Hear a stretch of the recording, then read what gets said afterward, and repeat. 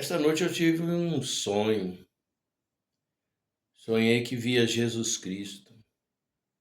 Era um sonho tão diferente que levou todos os meus conflitos. Ele era tão normal, comumente tão igual, pois bebia e comia, em alegria ele sorria, com os bêbados falava, a escória ele abraçava. Seu afeto não cobrava, era assim tão diferente, sempre amigo àquela gente. Era um exemplo de ser gente. Não conhecia o preconceito, a não ser o da soberba e da ganância, sua grande intolerância. Ele viu na prostituta, entre todas a mais astuta, um enorme coração. Ele não a execrou, com carinho a amou, o seu jugo é o amor. Neste sonho tão análogo, era tão comum o seu diálogo na zona boêmia, para tantos uma blasfêmia, aqui na capital de Minas Gerais, local pérfido demais. Tantos bêbados e drogados, tantos seres mal amados, pela sociedade execrados, almas desnudadas, mulheres impuras, viciadas, que transitam sem ter a luz, nesta rua seminua, conhecida como Guaicurus, o lugar mais fétido da cidade. Lá estava o Rei Jesus, misturado entre tantos, enxugando tantos prantos, visitando os seus santos, derramando seu encanto. Mas, no entanto, sempre foi tão criticado. Tantos padres e pastores vão em qualquer lugar, desde que não fossem para lá. E aquela prostituta entre todas a mais puta, aos pés de Cristo se prostrou, seu perfume derramou, e em lágrimas ela chorou. Os seus pés então enxugou. Mas me veio um cidadão religioso por imposição, questionando a Jesus Cristo com seu hálito de absinto. Como pode essa mulher demonstrar a sua fé, sendo assim tão pecadora, derramar perfume tão caro? Este perfume era para o meu faro, mas mulher agradecida, com a vida restituída, teve de volta a autoestima. Sua alma era o seu lume, não precisava mais do perfume para poder tentar se igualar. Fétido cheiro então cheirar, como aos que viviam a execrá-la. Seu perfume era para Jesus. Isso é parte de um poema deste livro que eu escrevi, o último livro que eu escrevi, ele está na Amazon. E eu peguei esse livro e eu peço a Deus ainda. Sábado eu estava assistindo o Alto da Compadecida e confesso que eu fiquei abatido, não pelo filme em si, mas que às vezes a gente deixa se levar por certos sonhos. E ao ver um filme até interessante folcloricamente falando, mas tão antagônico ao que poderia subentender-se na relação ao cristianismo. Mas a questão agora não é essa. Justamente por causa das intempéries e das frustrações, às vezes nós acabamos por nos abatermos de forma tão profunda. Porém, todavia, quando eu fui à igreja, ao voltar, eu e abordou profundamente a respeito sobre o carnaval. E o carnaval, minha igreja foi muito questionada, devido justamente ao fato de que ela foi às ruas para evangelizar. De início eu achei um tanto estranho, fiquei, porque, como um outro qualquer, por não entender direito, aquilo parecia de forma assustadora, digamos assim. A grande realidade é que eu aprendi com o tempo a primeiro avaliar, analisar, refletir sobre tudo, para depois tirar as minhas próprias conclusões. E a igreja foi muito criticada. Eu nunca vi ela ser tão comentado esse fato, porque ela criou um bloco, um carro de som, tal do trio elétrico, e a primeira imagem que viria e veio à nossa mente, principalmente a minha, era sobre o relativismo, que a igreja tão criteriosa, uma igreja tão profunda nos textos sagrados, estaria deixando-se levar pelo relativismo. Teria cometido um grande erro se eu saísse por aí fazendo qualquer tipo de avaliação precipitada, porque eu sei que seria sim o relativismo. Se os irmãos da igreja, as irmãs da igreja estivessem nuas, estivessem dançando e fazendo parte daquela celeuma que é o carnaval. Mas acontece que ontem, depois de ouvir as preleções e os vídeos que foram mostrados, ela estava fazendo a diferença, como luz no meio das trevas. Um ponto de luz em meio a tanta escuridão. Eu não tenho procuração para defender minha igreja, mas apenas talvez eu esteja mais justificando a mim mesmo por ter tido momentaneamente um pensamento precipitado, um julgamento. E então eu vi os irmãos muito bem alinhados, bem vestidos, trazendo em meio àquele mundo perdido canções cristãs. Bom, existe um texto que fala que cada um segue segundo a multiforme graça de Deus. E logo eu, que tenho nas veias o chamado evangelístico, além de não participar, até que quanto a isso eu não estava muito bem. E também minha liderança não o obrigou. Aquilo que sentisse no coração e com certeza teve todo um preparamento para que eles o fossem. E eu, sinceramente, não estava apto a ir, mas apto a orar. Porquanto, quando eu vi o vídeo, eu vi o relativismo que havia sido implantado em minha mente cair por terra, porque a igreja participou, mas não relativizou. Ela simplesmente foi incólume. Também foi dito que muitos poderiam cair no pecado, aquele que poderia não suportar e acabar assimilando as ideias mundanas. Aquele que assim deseja o fazer, o fará de qualquer forma. Seria apenas mais um álibi.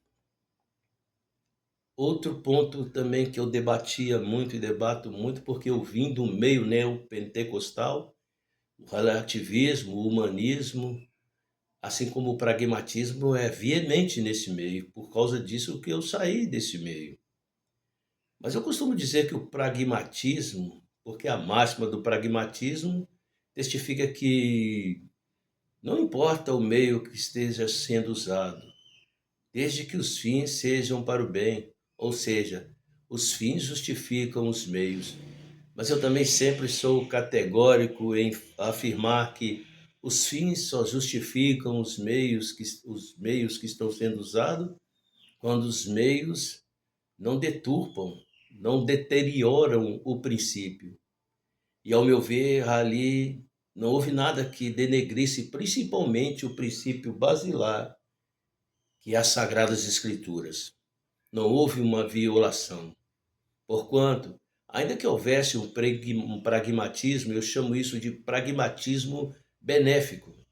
Haja vista a primeira vez, o dia que eu me entendi como benéfico, Foi quando eu vi uma igreja evangelizando também, e eu, como fazia parte das campanhas da água do Rio Jordão, de primeira mão, isso já faz tempo. Assustei-me ao ver a minha igreja, ou melhor dizendo, uma determinada igreja cheia de jovens, com água, oferecendo água às pessoas. Mas era água de graça, e depois o jovem se achegou a mim e disse: Mas você pode beber a água da vida. Isso sim, para mim, é um pragmatismo benéfico, onde aí sim os fins justificam os meios. Parecia que não era bíblico, parecia aquelas campanhas da água, mas não havia outra intenção senão a de falar, fazer uma analogia à água da viva, à água viva, que é Jesus Cristo. Concomitante também, eu parei para refletir na volta, já bastante aquebrantado depois do culto, depois de ver os vídeos. E sinceramente, se tem uma coisa que se eu sair de um meio derrubando princípios subjetivos onde eu estava, porque não suportava a heresia, o engano, o engodo, eu também não continuaria onde eu estava. Mas depois que eu percebi que não havia abirogação às Sagradas Escrituras, não abirogaram das leituras e do princípio básico da verdade inalienável testificada nas Sagradas Escrituras. Este foi um ponto muito profundo. E então, de repente, eu parei para refletir e quando voltava, eu não pude nem ficar o tempo até o final do culto, porque senão eu perderia o ônibus. Mas a grande realidade é que eu já havia ouvido o suficiente para enrobustecer o meu espírito. E de repente, quando eu voltava, eu lembrei-me de alguns textos, por isso que eu falo da multiforme e graça de Deus, desde que não transgrida as sagradas escrituras, o princípio que Deus colocou sobre os homens. E eu vi, já que a minha igreja adota muito a questão de, por que não dizer, de predestinação. Então eu lembrei-me de algo que está, me parece que no capítulo 18 de Gênesis, ou 19, ou começa no 18, se não estou enganado, onde Abraão intercedia por Ló, porque Sodoma e Gomorra estava para ser destruída. De repente, ele clamou se houvesse 50, depois ele foi diminuindo, porque ele sabia que ao destruir Sodoma e Gomorra, Ló com sua família com certeza pereceriam. Mas o que me chama a atenção é que anjos, dois anjos, foram lá para avisar. E, no entanto, estavam tão perdidos, tão pervertidos, que tentaram de até mesmo ter contatos sexuais, abusarem dos anjos. E isso foi profundo. Então eu fiz uma analogia, sem deturpar as Sagradas Escrituras, é apenas uma analogia, já que eu estava voltando do culto.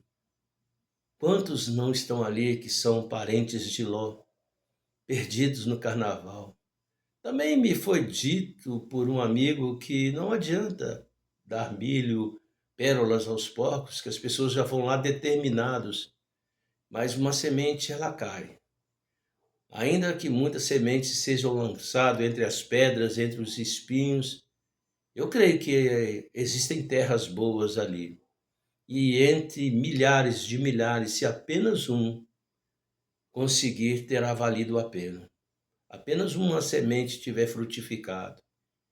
Eu também parei para refletir o que foi dito, e não foi um outro teólogo que me trouxe à baila na volta, quando mesmo falava sobre o aeropago, onde havia umas celeumas de doutrinas, de crenças, e Paulo primeiramente ficou angustiado, mas depois voltou para falar sobre o Deus desconhecido. Talvez ali o único que não era conhecido era o Deus. Inclusive teve até um carnavalesco que falou que era um culto a Satanás. Agora a grande realidade, a lição que ficou para mim é o seguinte: é que foi ministrado o evangelho. E tal como aconteceu esporadicamente nas Sagradas Escrituras, nós percebemos isso. porque o próprio Jonas fez de tudo para não ir para Nínive, preferindo ir para Tarsis. Mas a misericórdia de Deus foi tão grande que fez com que ele fosse engolido por um peixe e fosse parar e cumprir a vontade de Deus, que era pregar o evangelho para aquela raça pecaminosa contra a própria vontade de Jonas. A misericórdia de Deus foi maior. A minha expectativa é que tenha sido assim e que a minha igreja não tenha feito como Jonas, ido para Tarsis, mas preferiu ir para Nínive. Só que não foi necessário ser engolido por qualquer peixe. Por fim, enfim, que Deus abençoe. Eu continuo falando sobre a multiforme graça. Sei que isso não pode ser um paradigma que com o tempo muitas vezes muitos banalizarão, mas foi um propósito de Deus, em que não se misturaram, não houve um relativismo, não houve uma deturpação das Sagradas Escrituras. Em meio às trevas brilhou a luz. E que Deus abençoe. Também foi dito, para concluir, que aí eu vi um teólogo que eu gosto muito e ele faz o sentido que ele falou. Ele disse que na época da Roma primitiva, nos coliseus, os cristãos não preferiam participar. Volto aos tempos e à multiforme graça de Deus. Porque naquela época haviam lutas, Jogos Olímpicos, enfim, dentre tantas outras coisas. Havia também carnificina, onde pessoas lutavam até a morte, mas os cristãos não participavam.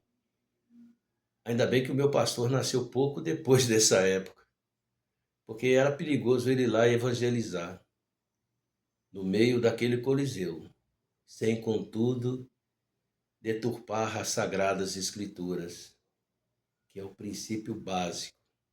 E isso a igreja não fez. E oro a Deus que nunca o faça, que ela continue incólume, se misturando sem deixar se misturar, se envolvendo sem deixar ser envolvida, sendo luz sem deixar se ofuscar. Bendito seja o nome desse Deus chamado Jesus Cristo. Amém.